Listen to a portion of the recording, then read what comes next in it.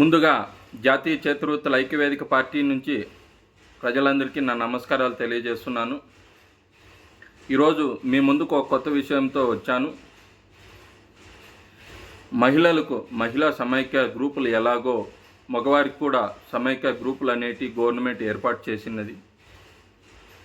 ఈ గ్రూపుల్లో ఎవరెవరు అర్హులంటే పెయింట్ పనిచేసేవారు, వుడ్ వర్క్ చేసేవాళ్ళు, ఎలక్ట్రీషియన్ పనిచేసేవారు, వీరు ఎలిజిబుల్గా ఉన్నారు.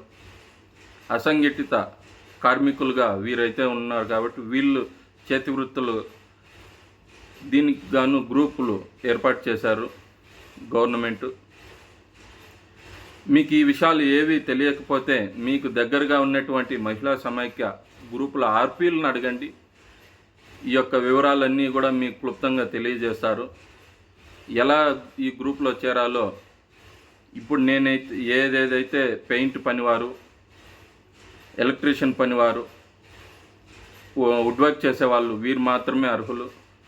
ఇంకా ఎవరన్నా తెలియకపోతే మీ పక్కవారికి తెలియజేసి ఈ యొక్క గ్రూపుల్లో చేరి మీ యొక్క ఆదాయాన్ని మెరుగుపరుచుకుంటారని చెప్పి ప్రభుత్వం తరపున ఈ యొక్క మంచి పథకం తీసుకొచ్చింది. కాబట్టి నాకు ఈ అవకాశం ఇచ్చినటువంటి మీ అందరికీ కూడా నా యొక్క ధన్యవాదాలు తెలియజేస్తున్నాను.